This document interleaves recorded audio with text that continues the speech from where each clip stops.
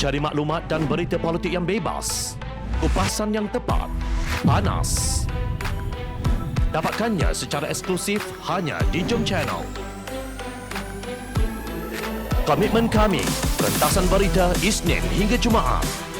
Berbicara dan isu semasa, kami garapkan secara langsung. Panel-panel berkaliber dan profesional. Interaktif, pandangan anda kami raikan. Jangan lupa bersama kami di setiap hujung minggu dalam edisi khas mingguan. Jom Channel, moving forward, sharing a new experience.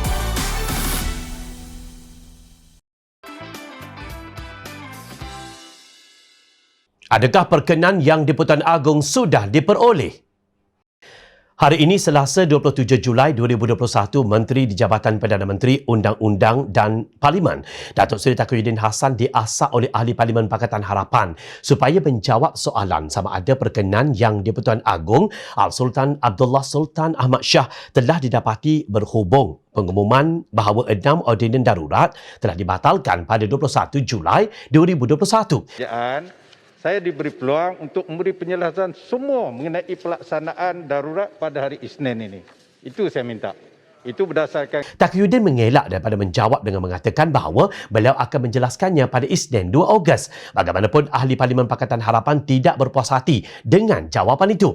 Antara yang membangkitkan kenyataan Taqiyuddin itu termasuk Ahli Parlimen Sempurna, Datuk Seri Syafi'il Afdal, Puchong Govin Sindio, Sepang Muhammad Hanifah Maidin, Ipoh Barat M. Kulasegaran, Jelutong RSN Raya dan Lembah Pantai Fahmi Fazil. Secara umumnya, Ahli Parlimen Pakatan Harapan membangkitkan isu kenapa ordinan darurat yang telah dibatalkan sejak 21 Julai 2021 sedangkan tiada bukti yang di-Pertuan Agong telah perkenan dan tiada bukti ianya telah diwartakan. Sedangkan kuasa membatalkan bagaimanapun seperti kuasa mengeluarkan proklamasi darurat diberikan kepada yang di-Pertuan Agong. Ahli Parlimen Pakatan Harapan mengingatkan berdasarkan perkara 150/3 Perlembagaan Persekutuan bukan sahaja ordinan yang perlu dibatalkan, sebaliknya proklamasi darurat juga wajib dibentangkan, dibahas dan diundi bagi tujuan meluluskan resolusi pembatalan. Saya juga kata oleh kerana YB Menteri telah tidak dapat membuktikan pembatalan ordinan telah diperkenan oleh yang di-Pertuan Agong, minta maaf sahajalah dan move on, ujar Hanifah. Taqiyuddin telah bangun dan menjawab. Dia kata, oleh kerana giliran saya untuk menjawab telah ditetapkan oleh Speaker pada hari Isnin depan, saya akan patuhi arahan Speaker. Bagaimanapun, selepas Menteri Kesihatan Datuk Adham Baba menyampaikan penerangannya mengenai situasi kesihatan di negara ini, Speaker Datuk Azhar Harun pula didesak oleh Ahli Parlimen Pakatan Harapan supaya memanggil Taqiyuddin untuk menjelaskannya. Dia memperaku bahawa Yang di-Pertuan Agong telah memberi perkenan terhadap pembatalan itu. Parlimen harus rekod ini kerana sehingga sekarang belum ada keupayaan bukan sahaja Menteri atau Perdana Menteri, seorang Menteri pun tidak berani memberi pengakuan Agong telah beri perkenan. Jadi rekod ini di Parlimen.